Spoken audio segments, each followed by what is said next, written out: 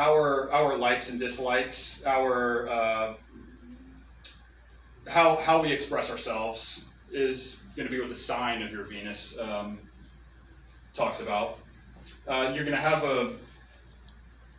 a preference toward expression, but if your sun is in the 6th house, you're going to feel a duty to express. Like your energy is going to be consciously directed toward those kinds of things, but from a grounding of like duty and responsibility. Like, okay, like I like expressing myself in this way. How do I convert that into energy output that really means something, that fulfills my sense of responsibility?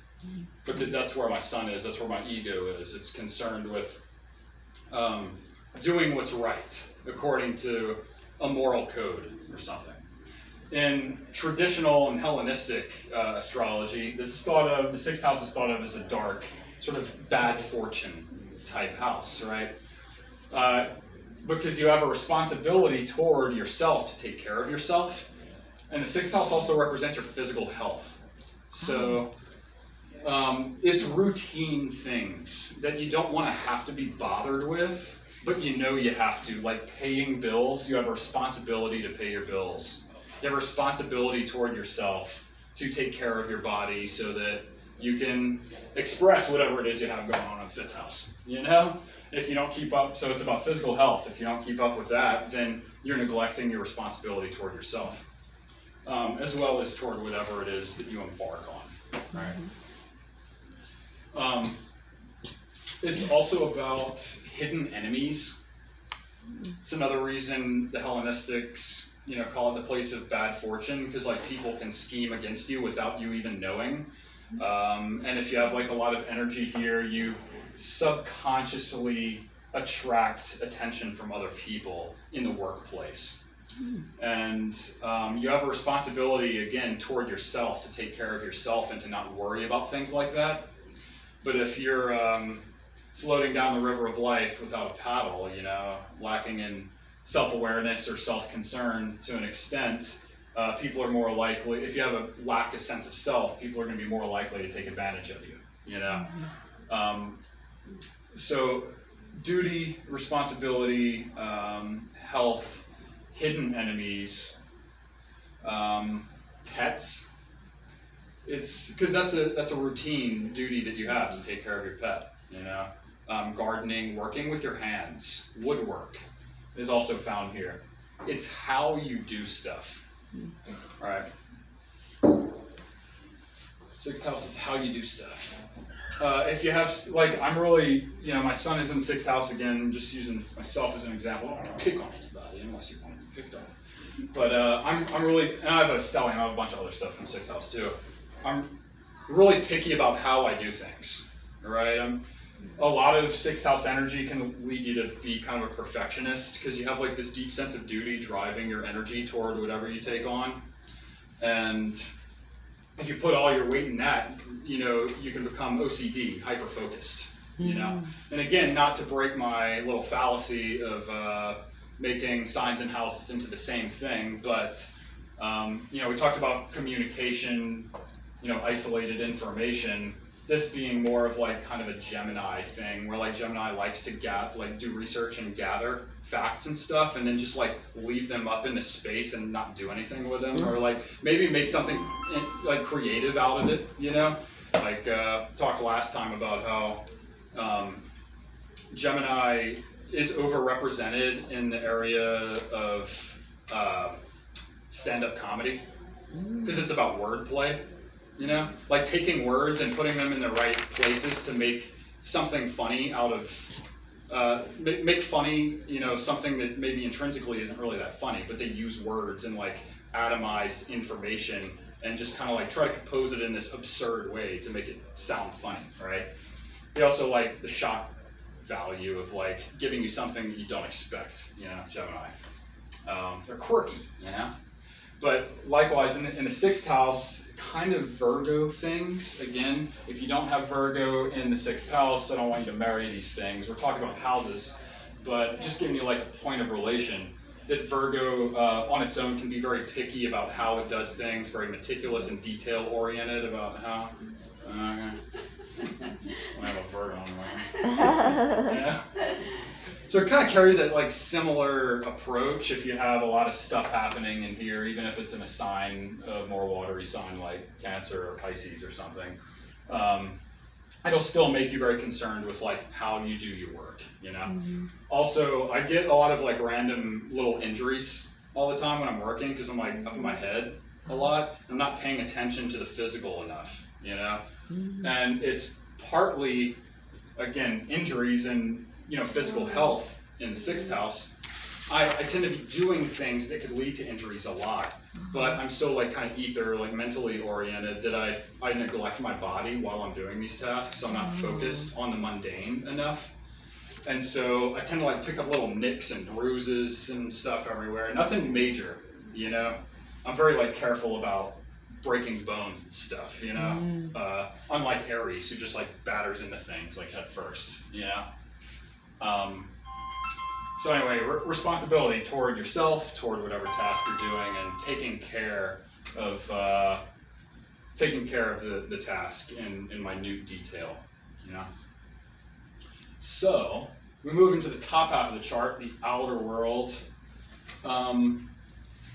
Again, self, these first 3 houses being part of the self left side of the chart. Identity is about you. Material, providing for yourself. 2nd house, that's about you. And then learning. You might do it with people, with your siblings, but it's ultimately about you too. How are you going to make use of this information? You know, that's up to you. So then, right side of the chart, lower side, we're still dealing with the inward world, right? But others. So how do you relate to people in the home, and what's your role, right? It's implied that other people are involved whenever you're thinking about what's my role in the home, you know? If your sun or moon is in the 4th house, you're likely to be inclined to be a stay-at-home mom or dad or something. Or just a homebody, you know, especially as a kid. Sun in the 4th, they just stay in their room forever. Like, parents like knocking on the door, you okay in there? You need anything? Some food? You know, sun in the 4th house. And then expression, in part it's about other people because you're expressing yourself to kind of put on a little performance for people, you know, and you need to find points of relation with other people to see how it is you're different, to discover your talents, right? So 5th house is the area of talent. If you have a kid or a niece or nephew or, you know, someone you know who has a kid who has like their sun, Venus, like major planets in the 5th house, they probably have a keen talent for whatever it is the sign that it's in represents. You know, so like if it's Pisces,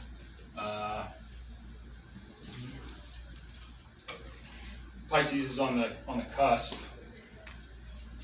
They're probably going to be really musical, you know, more artist type, because Pisces is more about the ethereal, the metaphysical realm, just all things all at once, like no limits on expansion and connection, dude. You know, kid's going to probably be artistic, you know. And then responsibility toward, again, it's about others, not just other people, but other things, you know, about submerging yourself into an area of duty and responsibility and fulfilling it. So that has to do with others. So staying in the others part of the chart, moving into the 7th house, which is about, you get this right, that's your face, right there? All right, cool.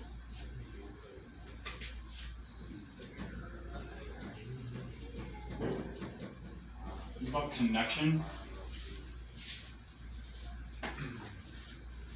And for the top half houses, I'm going to describe them in terms of their opposite, their polarity, right?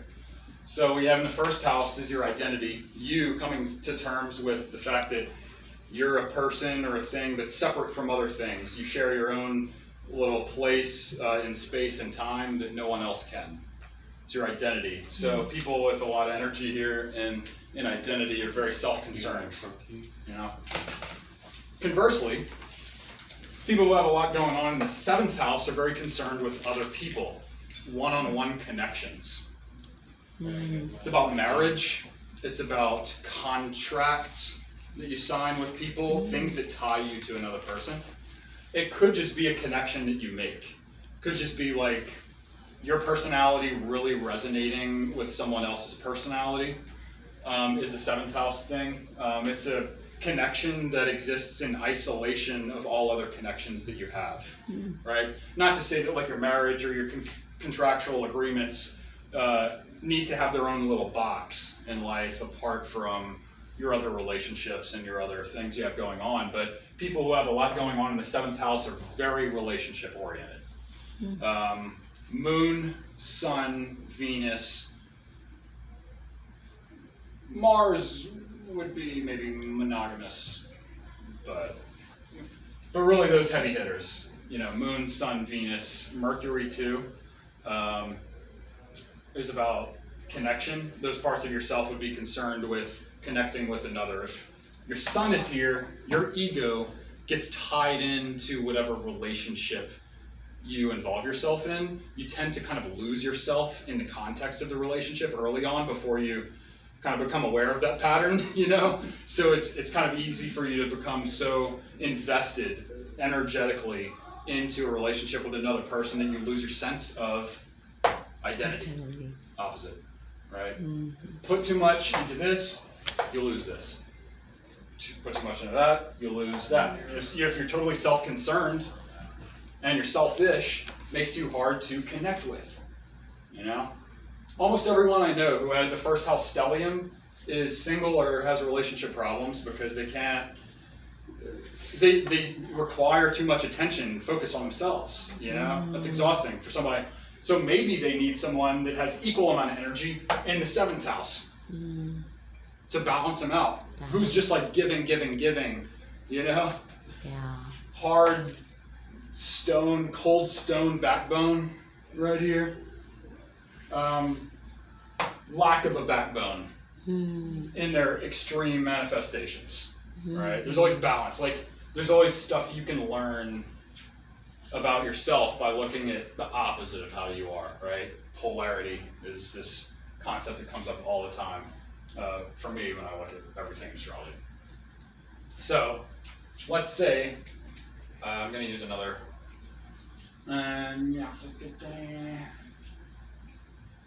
let's go Capricorn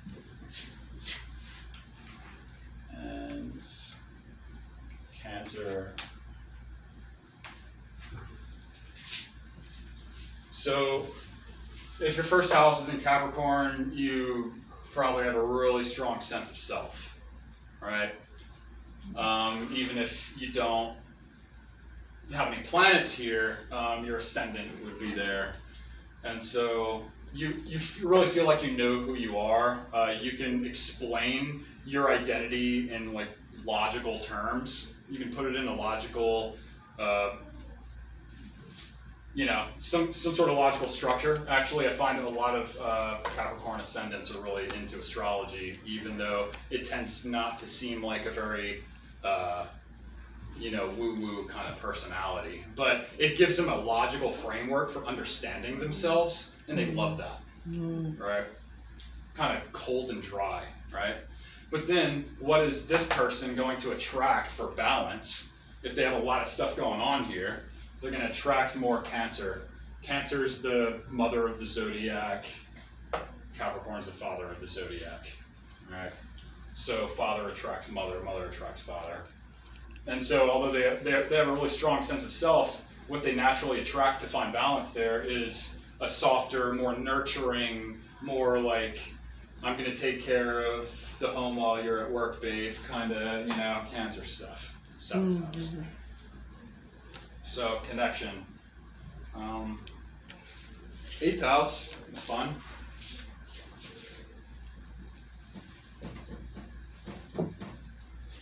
Crisis.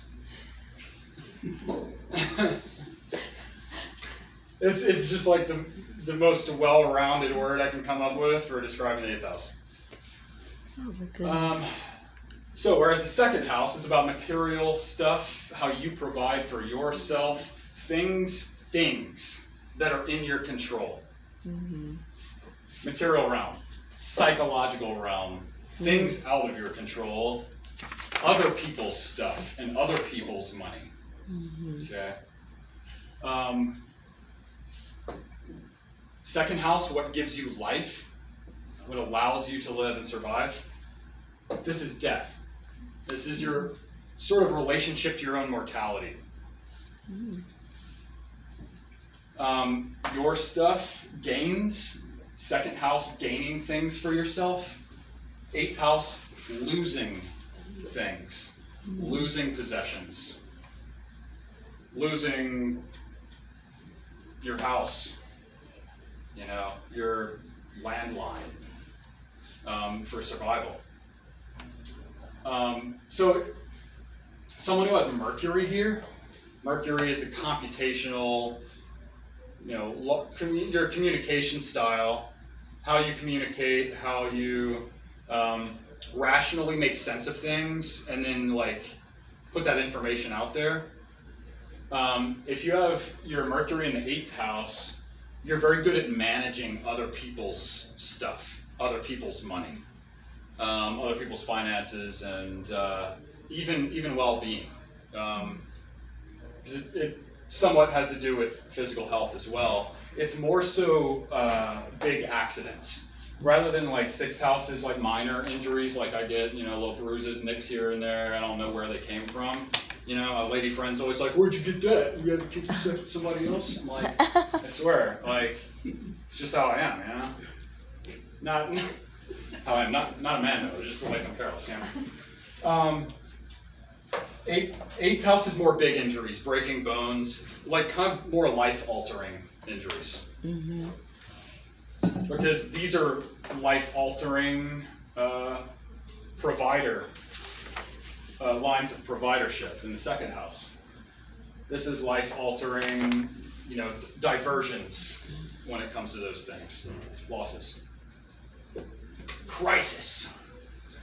If you don't have any, if your sun is here, you are really inclined to things like astrology, like metaphysical subjects, things that have to do with the psychological. If I had to choose one school subject to represent the 8th house, it would be psychology. It's in fact a psychological problem when you get a big injury, when you break a bone. It means you didn't calculate risk properly. Ultimately it means you made a poor judgment. Right. I mean, accidents happen and everything, but there's always something you could have done to prevent it. Not everyone has perfect foresight. No one has perfect foresight. But if you have a lot of emphasis placed on this area of the house, those kinds of risks are very present for you. They're very conscious for you. So you might be overly cautious if your sun is in the 8th house. If your moon is in the 8th house, very, very tough placement. It means that your moon, your emotional and thinking center, and how you process things, who you are to yourself when you're by yourself, your deep sense of self, is constantly over-calculating risks and fears surrounding those things. Fearing losing your stuff, fearing being injured, fearing getting hurt, emotionally, physically, psychologically, whatever. So it's about fears concerning tangible things. All right. Conversely, it's tough, but I know people who have a lot of 8th house stuff. Obviously, there are a lot of people who seek astrological counseling and counseling of all kinds that have a lot of stuff going on in the 8th house. But they can, by the same token, if they get a handle on that inclination toward fear, they could be some of the most productive people out there, right? It's not, so we're trying to understand the cards that we've been dealt and how to manage them better, how to play them better. You can't pick and choose your innate set of proclivities and predispositions, but you can become more aware of them, and if you don't have stuff going on here, then you're not overly fearful about those kinds of things. You're not worried about, losing stuff as much. You're not worried about getting injured, or you don't fear death as often. It's not like a huge concern for you. If you have like I'm talking about inner planets a lot. I've seen a lot of people with outer planets like Neptune and Uranus. Neptune is really like your dream center, the area of life in which Neptune shows up, the house that it's in, shows like where your fantasies lie. Like where do you go to like idealize things, right? Neptune in the first house has like a very idealized sense of their appearance and their identity, and they may dress like a Disney princess or something. In the 8th house, because it's about like psychological processing, calculating risk and stuff like that, Neptune in the 8th gives you insane dreams. I personally know people, friends, clients who have Neptune in the 8th, who like every dream they have means something. There's a message. Like it could be just like this horrible nightmare that keeps repeating itself night after night after night, or month after month. And if they're not like bringing that message to consciousness and dealing with it, they're just going to keep having that pattern attack them in their sleep. They wake up just exhausted, even if they slept for 12 hours. It's crazy.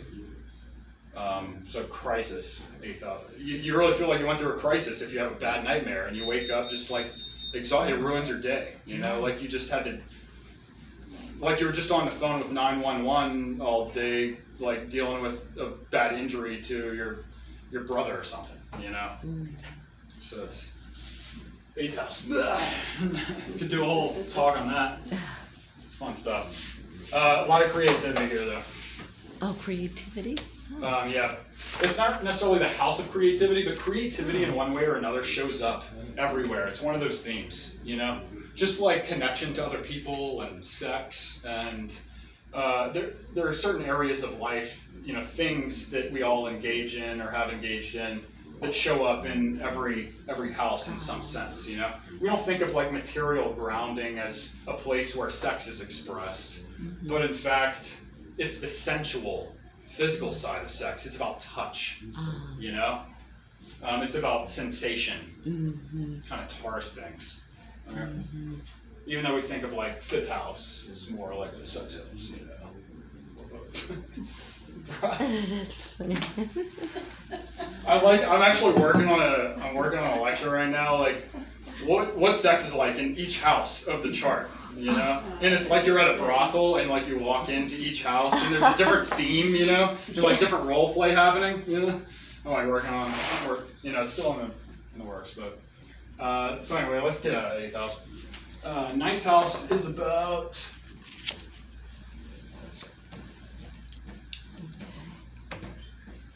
understanding.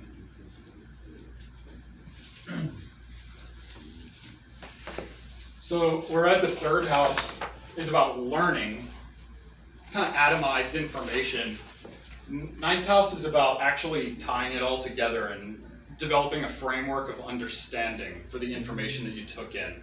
So you see how these both serve each other, Somebody who's very 9th house oriented is very concerned with like higher learning. They probably want to go to grad school, they want to travel and make something out of their traveling cultural experiences rather than just leisure, This is the leisure house, 5th house. This vacation shows up in every house, right? This is the 5th house is the kind of vacation you go on just to like chill and hang out, like no responsibilities whatsoever in the 5th house. A kid goes out to play, right, in the yard after school, after they're done with all their responsibilities in the home and at school and whatever. Right? They go out to play, they come home, they set the table for dinner. Mundane tasks, routine stuff, working with your hands, 6th house, right? 9th house is higher learning. It's your philosophical belief system, It's 3rd house is about traveling, like day trips, Go and do this fun thing in this town nearby. Day trip, go for a hike. 9th house is travel to a foreign country and learn something besides just oh, I like this kind of ravioli, or that kind of wine. Not saying like don't go to Italy. There's a lot more to learn from Italy than just like the sensory pleasures. But I did have a teacher once say that if you can only travel to one foreign country your entire life, it has to be Italy. At least in the Western world, that's the best combination of everything, of not just food and scenery and stuff like that, but history and architecture and foundations for our Western culture that we sort of grew out of, and like we all want a 2.5-hour lunch break where we can take a nap, right? That's how the Italians roll. I second that. I loved Italy. I loved it. Yeah. So great. you've been there? Couple Where- times. Where in Italy? I went all over Venice. I Yeah. went to Tuscany. I went Assisi. I went everywhere. Yeah. Loved it. Yeah, that's great. Yeah, Italy is just a place you can keep going back to and keep experiencing things and learning more. And it's so diverse. Every town has its own like local dialect, especially in southern Italy where it's like less developed, it's more rural and chill, and it's even slower lifestyle than in the north. Like every town has its own dialect, and the older generations, a lot of them don't even speak what we know as Italian anymore. At the turn of the 20th century, what they did was everybody spoke a different dialect. Every town had their own little language. And they decided, well, we're a country, we need like one unifying language, So they just chose a dialect from Tuscany and they put it into newspapers and media and stuff and tried to force everybody to learn what we know today as Italian. And so a lot of the older generations still don't Wow. know about that. It's wild. And Wow. it just shows you how like slowly language evolves or changes based on need, I mean, language only changes based on need. You can't force it to change, We have a lexicon, we have certain words, terms that mean certain things because there's this like language game that we play, this shared agreement that this word or phrase refers to a concept that we're all familiar with, Yes. And it's a tool. Language is a tool that we use to get stuff done, So anyway, just a little diversion, but interesting point about language in Italy. So understanding, it's about traveling and actually gaining something from it. It's about grad school, higher learning. It's about connecting the dots, forming a sort of belief system, right? That's both useful and also seems to be true. We're dancing around the fire of truth. Can we ever actually jump in? Maybe we'll get burnt. But it's about connecting the dots of information and learning that we gain in the third house. So it's also about learning about, how to resolve conflict and learning about, rather than how to resolve individual conflicts, like with your sibling when you're a kid, it's more about understanding human nature, the human nature behind what caused that conflict to begin with. It's like that level of learning. You might think I have stuff in the 9th house, but I don't care about learning at all. No, lifelong journey to learn about astrology. I'm learning something right now just by processing it, by talking about it. So that's why it's cool. I like it. So 10th house, and I'll look back a bit.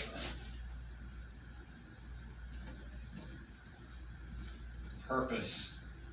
Wow.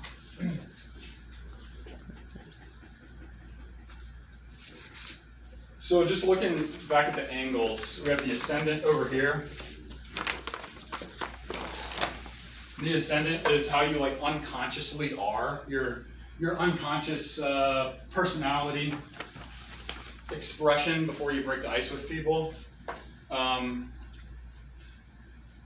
The next angle we're talking about is the IC, the Imum Coeli. It's a Latin term for, actually I don't know what it means. But anyway, it's the cusp of your fourth house, so it has to do with foundation, home grounding, right? Mm-hmm. So opposite that kind of unconscious social personality is the descendant, ascendant, descendant. And this is what you unconsciously attract on the descendant in the area of connection. So unconscious projection, ascendant, unconscious attraction, DC.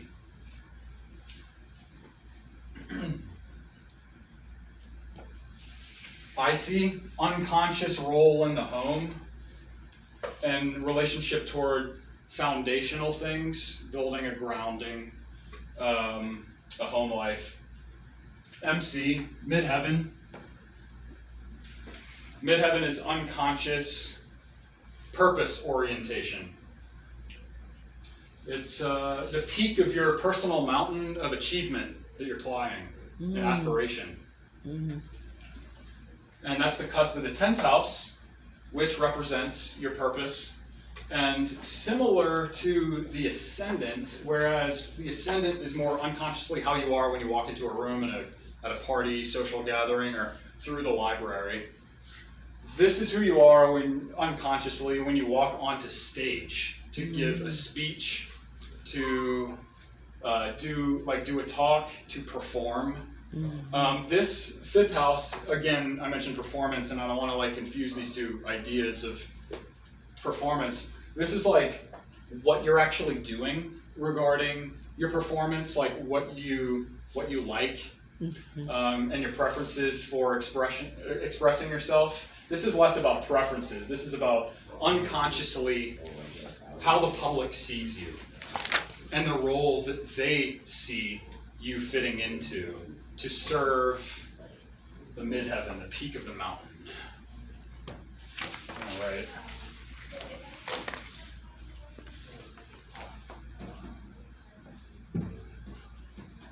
Midheaven.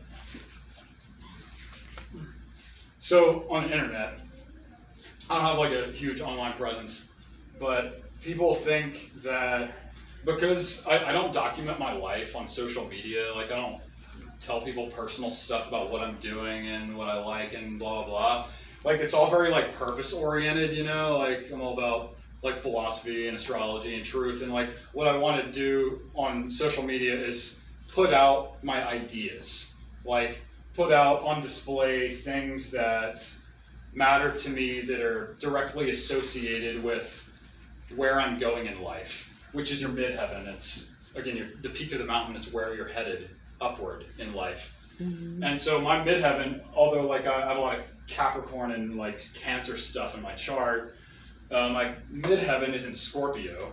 So people online, when they see me making a video or something or writing, they think I'm a Scorpio. Professional astrologers have contacted me and been